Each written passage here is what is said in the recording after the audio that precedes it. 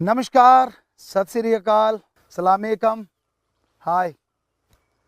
तो आज हम बात करने जा रहे हैं विद्यार्थी स्टूडेंट लाइफ पे। स्टूडेंट को बहुत सारी परेशानियां आती हैं। स्टूडेंट सोचता है कि मैं कैसे तरक्की करूं, कैसे पढ़ाई करूं, कैसे गेम खेलूं, पढ़ाई और गेम में कैसे तालमेल रखूं। ये स्टूडेंट में आम बातचीत होती रहती है। आप पढ़ाई करना चाहते हैं और आप चाहते हैं कि याददाश्त शक्ति इतनी हो, आप जो पढ़ें वो आपके दिमाग में फिट हो जाए। तो इसके लिए हम आपको काफी टिप्स देंगे। सबसे पहला टिप्स ये है कि जब आप पढ़ने बैठो तो पढ़ते समय आपका ध्यान एकाग्र होना बहुत जरूरी है। जिस तरह एक कहावत है हमारे यहां, अर्जुन ने सिर्फ और सिर्फ आंख पे फोकस किया था, उसी तरह जब आप पढ़ने बैठो तो आपका फोकस सिर्फ स्टडी पे होना चाहिए, चाहे वो आप 2 घंटे 3 घंटे जितना भी आप करना चाहें। तो ये फोकस सेट कैसे होगा, यानी एकाग्रता कैसे आएगी? पढ़ने से पहले आप सिर्फ 5 मिनट मेथड ऑफ मेडिटेशन कीजिए। गुरुमंत्र का जाप, कलमा, मेथड ऑफ मेडिटेशन, सिर्फ 5 मिनट। और फिर पानी पी के थोड़ा सा घूमें और बैठ जाएं पढ़ने के लिए। अब जब आप पढ़ने जा रहे हैं तो आप लिख के पढ़ें, या फिर पढ़ते समय एक फार्मूला है आपका या कोई क्वेश्चन है आपका और उसका आंसर है, क्वेश्चन लिख लो, आंसर लिख लो, और फिर अपनी आंखों को पूरा फोकस करो उन पे। आंखें बंद कर लो, दिमाग में सोचो कि वो आपके आगे एक इमेज बनती है या नहीं तो फिर खोलो, फिर उसको देखो, पूरा फोकस करो, फिर आंखें बंद करो, इमेज आई नहीं, फिर खोलो। तो तीसरी बार आंखें बंद करते ही वो इमेज आपके सामने आ जाएगी। उस इमेज को देखो और माइंड में फिट कर लो। यकीन मानो, लिखना और ऐसे इमेज अंदर फिट करने से आपकी याददाश्त बहुत बढ़िया हो जाएगी। वो सवाल, वो क्वेश्चन आपके माइंड में फिट हो जाएगा विद आंसर, विद उत्तर के, यानी प्रश्न उत्तर इकट्ठे फिट हो गए। और जब भी कभी वो प्रश्न आएगा तो आपकी मेमोरी में से माइंड आपको निकाल के दे देगा। तो मेमोरी में फिट करना है। पढ़ाई में और भी बहुत सारी चीजें होती हैं। मान लीजिए आप पढ़ रहे हैं, आपकी क्लास बड़ी है, कॉलेज के स्टूडेंट हैं, या डिग्री डिप्लोमे कर रहे हैं, आप डॉक्टरेट की डिग्री हासिल करने जा रहे हैं, कोई कोर्स कर रहे हैं, एमबीए है, पीएचडी है, और या फिर आप एमबीबीएस है, कुछ भी आप कर रहे हैं। तो कई बार होता है स्टडी जो है वो 8-8 घंटे करनी पड़ती है। इस बीच में आपका ध्यान गड़बड़ हो जाता है, आप टेंशन में आ जाते हैं, ऊब जाते हैं, थक जाते हैं, स्टडी बोरिंग लगने लगती है। अगर आपका मकान ऐसी जगह है, यहां से नेचर, कुदरत को आप देख सकते हैं, यानी पेड़ पौधे हों, या दूर दूर तक आप निगाह दौड़ाएं, कोई जंगलात हो, समुंदर हो, कोई ऐसी जगह, या फिर आपकी इंटरेस्टिंग की कोई चीज जिसे आप पढ़ लें, थोड़ा देख लें, घूमें। अगर रात का समय है तो बड़ा आसान है, आप मकान के ऊपर जाइए, या आपकी खिड़की में से दिख रहा है तो चंद्रमा देखिए, तारे देखिए, आसमान देख लीजिए कुछ देर के लिए, पानी पीजिए, फिर से वो 5 मिनट मेथड ऑफ मेडिटेशन कीजिए, थोड़ा फिर आसमान को या कुदरत को देख के, प्रकृति को देख के फिर से पढ़ेंगे तो आपका कंसंट्रेट वापिस आ जाएगा और जो भी आप पढ़ेंगे वो आपकी मेमोरी में फिट होता जाएगा। कई बार होता है कि सुबह की जो स्टडी होती है वो सबसे बढ़िया होती है। सुबह अगर आप स्टडी करें तो उसका मुकाबला नहीं है। सुबह स्टडी करने से इंसान के दिमाग में जल्दी फिट बैठती है, क्योंकि साइंस ये मान चुकी है जब आप सही टाइम पे रात को खाना खाएं 8 बजे 9 बजे और सुबह 4 बजे जाग जाएं, 4:30 स्टडी करें नहा के फ्रेश वगैरह होके, और लगभग 6 बजे तक 6:30 बजे तक 2 घंटे भी अगर स्टडी करते छोटी क्लास में डेली करें ये काम, बाकी 24 घंटे में आपने जो करना है वो करते रहें। स्टडी कर रहे हैं, स्कूल जा रहे हैं, गेम खेल रहे हैं, कोई बात नहीं, लेकिन वो रोज के 2 घंटे जो हैं जब आप पढ़ने बैठो तो कोई और जिक्र नहीं होना चाहिए। इस तरह स्टडी करने से आपके दिमाग में अच्छी तरह से वो फिट बैठेगी। और अगर आप कॉलेज के स्टूडेंट हैं, डिग्री डिप्लोमा कर रहे हैं, तो भी बहुत जरूरी है कि सुबह का समय सबसे बढ़िया होता है, उस समय में ही स्टडी करें। 3 बजे 2 बजे उठ जाएं, 3 बजे से 2:30 बजे से शुरू करें और 7-8 बजे तक फिर चहलकदमी कर लें, घूम लें, खाना खा लें, लेकिन सोना जरूरी है। शाम का जो खाना है दिन रहते रहते खाइए, हम आपको गारंटी देते हैं अगर आप ऐसा करेंगे तो बहुत सारी बीमारियों से भी बचेंगे। और शरीर स्वस्थ है तो आदमी की सोचने की शक्ति भी स्वस्थ होती है। कभी ऐसा नहीं होता कि शरीर अगर बीमार है तो दिमाग बहुत कुछ सोचेगा, ऐसा कभी नहीं होता, बल्कि ऐसा होने से इंसान को स्टडी में बहुत दिक्कतें आती हैं, क्योंकि शरीर साथ नहीं देता, सोच साथ नहीं देती। तो सुबह आप पढ़ने बैठे, पर उससे पहले जरूरी है आप अपनी नींद पूरी कर लें। नींद पूरी करना बहुत जरूरी है। और जैसे आपने दिन रहते रहते खाना खा लिया, तब बैक्टीरिया वायरस बहुत कम होते हैं, और बैक्टीरिया वायरस नहीं होंगे तो जो आप खा रहे हैं वो अच्छे से आपके शरीर में लगेगा। शाम को 7 बजे आपने खा लिया, 8 बजे तक सोने जाएं। जरूरी नहीं है कि सीरियल उसी टाइम देखने आपने, जरूरी नहीं है कि आप फिल्म को उसी टाइम देखें, नहीं, उसको रिकॉर्डेड है, कभी भी देख सकते हो। सो जाएं, 9 बजे तक आप सो गए और अब 3 बजे उठेंगे तो 6 घंटे आप सो गए हैं, तो ये सही है। या 4 बजे उठेंगे तो 7 घंटे सो गए। उसके बाद आप 6 घंटे स्टडी करें 10 बजे तक, अगर बड़ी क्लास है आपकी, और उसके बाद फिर आप दिनचर्या में आप कहीं भी जा रहे हैं या आप कॉलेज जाते हैं या कहीं मार्केट जाते हैं तो उससे अच्छा है। या फिर आप गेम अगर खेलते हैं तो वो जरूर खेलें। यकीन मानिए, जब आप गेम खेलते हैं ना, आपका माइंड फ्रेश होता है। इसलिए स्टडी और गेम दोनों किसी का नुकसान नहीं करते, बल्कि फायदा करते हैं। जब आप स्टडी कर रहे हैं तो दिमाग फ्रेश है, और जब आप खेल रहे हैं तो बॉडी फ्रेश है, क्योंकि बॉडी की जरूरत है पावरफुल। जब आप गेम खेलेंगे तो माइंड तो साथ देगा ही देगा। तो इसलिए इस तरह से आप गेम और स्टडी का तालमेल बिठाएं। हम खेला करते थे, जब भी पढ़ा करते थे शुरू से ही 30 नेशनल गेम खेले हैं, रात को खेलना, लेकिन 4-5 घंटे हम सोते थे और हमेशा 2 घंटे स्टडी करते ही करते थे डेली। और पेपरों के टाइम कोई टेंशन नहीं होती थी, पेपर दे रहे होते थे। जब 8th का है, 9th का है, कोई भी पेपर हमने इंग्लिश का दे दिया और वहीं खेलना शुरू कर दिया। क्रिकेट खेल रहे हैं, कबड्डी खेल रहे हैं, या फिर कोई नहीं होता बच्चा तो शॉर्टपुट फेंक रहे हैं, जेवलिन डिस्कस फेंक रहे हैं, तो ये चलता रहता था। लोग बड़े हैरान होते थे कि यार पेपर चल रहे हैं और तेरे को कोई टेंशन नहीं होती। हमने कहा टेंशन किस बात की, जब सारा साल स्टडी की है 2 घंटे डेली, तो लास्ट में कोई अलग से जोर लगाने की जरूरत नहीं, क्योंकि 2 बार रिपीट हो जाता था, 3 बार स्टडी रिपीट हो जाती थी और अच्छे से दिमाग में फिट हो जाती थी। तो इसी तरीके को आप लोग अपनाएं। अगर इसको अपनाएंगे तो यकीनन आप स्टडी के साथ साथ गेमों में भी बहुत तरक्की करेंगे। नेचर का साथ बहुत बढ़िया होता है।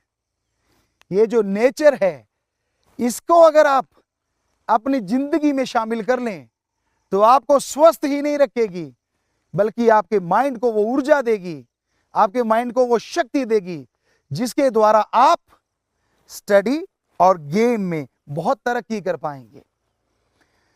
तो इस तरह ये स्टडी के टिप्स हैं, पर इसके लिए भोजन भी तो अच्छा होना चाहिए। आप पूछना चाहेंगे एक स्टूडेंट के लिए बढ़िया खाना कौन सा रहता है? बढ़िया खाना वही होता है जिससे आपको तंदुरुस्ती रहेगी। एक कहावत है, खाएं जो खुद को अच्छा लगे और पहने खुद को भी अच्छा लगे और संसार को भी अच्छा लगे, यह कहावत है। तो खाना वो खाइए जो आपको अच्छा लगता है, लेकिन ये नहीं है कि आप तड़ा हुआ खाते रहें, मसालेदार खाते रहें, कल को आप बीमार हो गए। पर इसका मतलब ये भी नहीं है कि हम आपकी कोई पसंद छुड़वा रहे हैं। स्वस्थ खाना खाना अति जरूरी है, क्योंकि स्वस्थ खाने के बिना बात नहीं बनती। तो स्वस्थ खाने में हमने जो आजमाया, ईश्वर की कृपा से आज भी हम फिट हैं। इसकी वजह है कि हम गौ का, जिसे गौ माता कहें तो गलत नहीं है, क्योंकि वो मां की तरह हमारी संभाल करती हैं।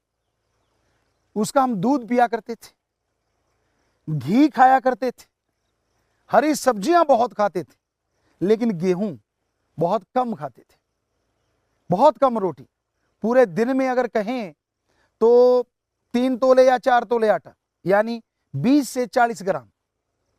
और इतना हार्ड वर्कर होते थे। लेकिन आप शायद यकीन ना करें, हम रोज का 250 ग्राम से लेके 1 किलो घी खा जाते थे।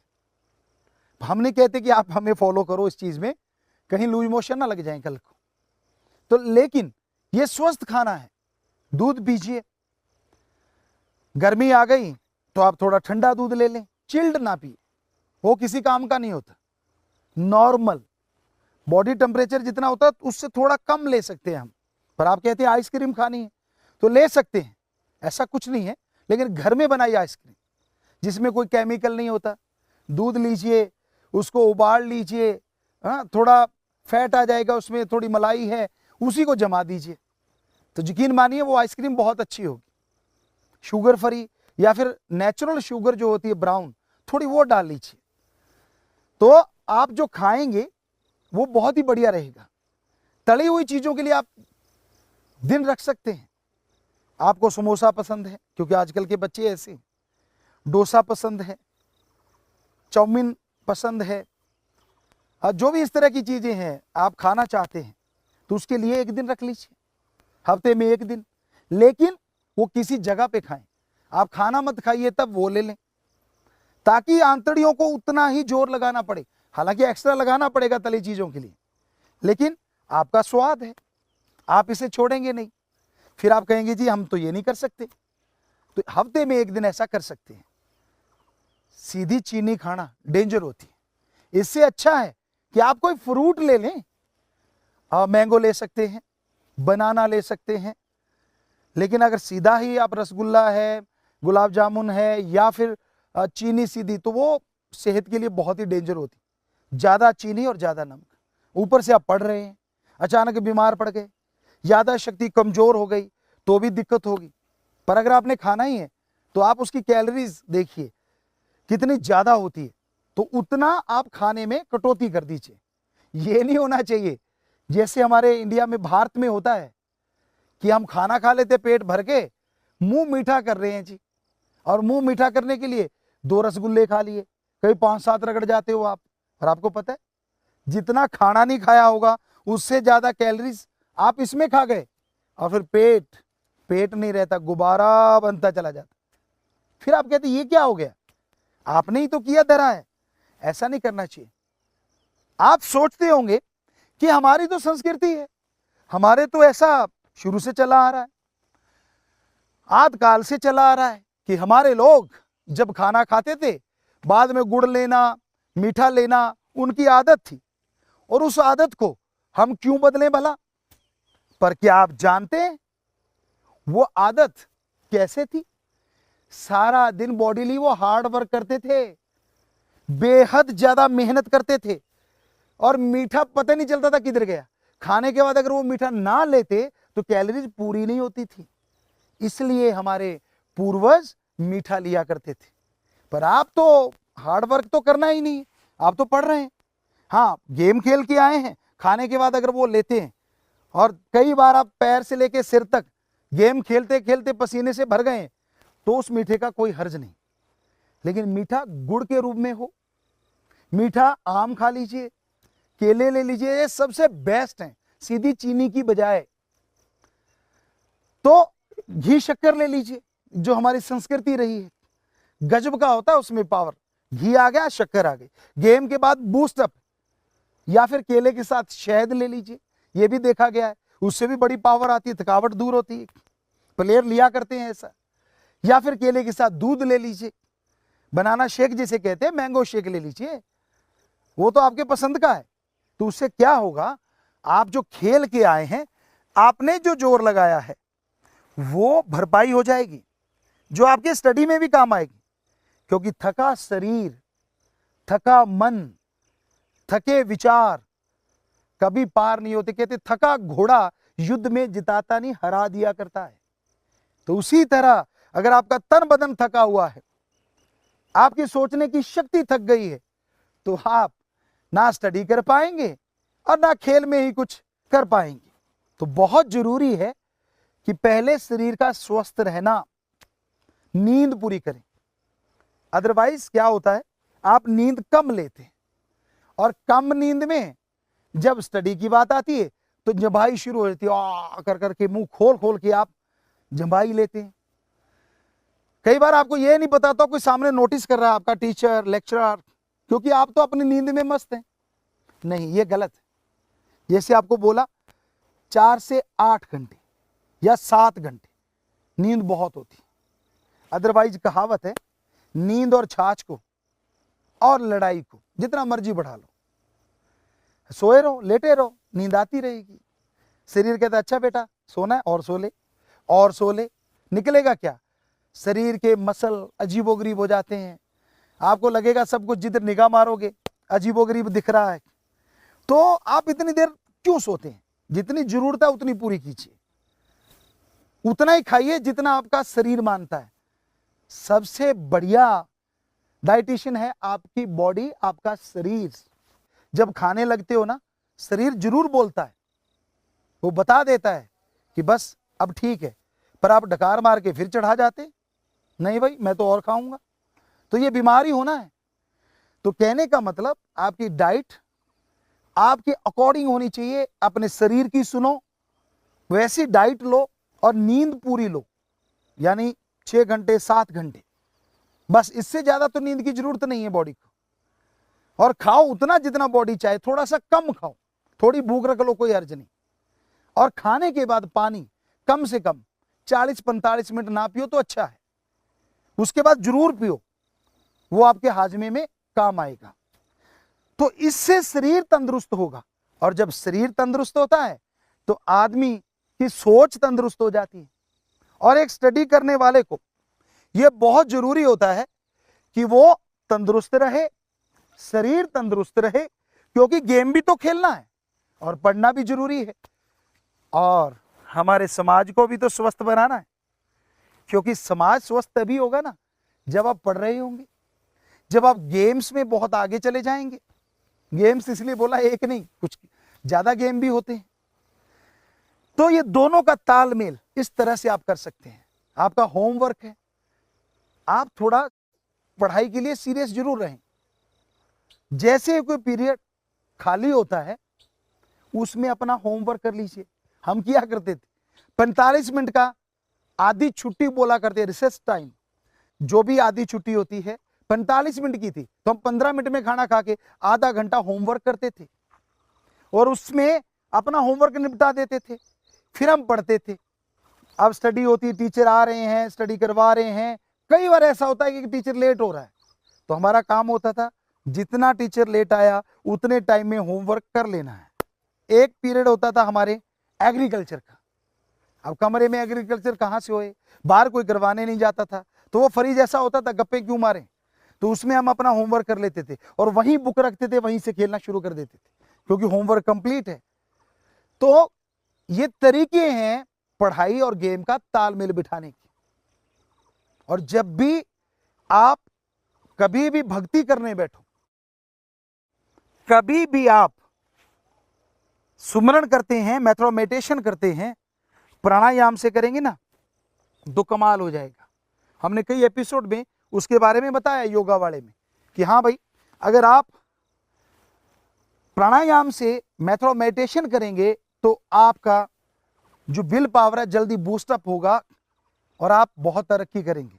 तो इस तरह आप तालमेल बिठाइए बॉडी का, दिमाग का, आत्मा का। जब तालमेल सही बैठ जाता है, आत्मा और शरीर एक साथ हो जाते हैं, तो जिंदगी में आगे बढ़ने से आपको कोई नहीं रोकेगा। थोड़ा सा इसमें आपको जिक्र कर देते हैं, वो जो प्राणायाम के साथ मेथड ऑफ मेडिटेशन करते हैं, उससे आप जब श्वास अंदर खींचते हैं तो फेफड़ों की बजाय माइंड में रखिए उसे, सोच के कि मैंने माइंड में ऑक्सीजन लेके जानी, और भक्ति से वो जल्दी चली जाएगी।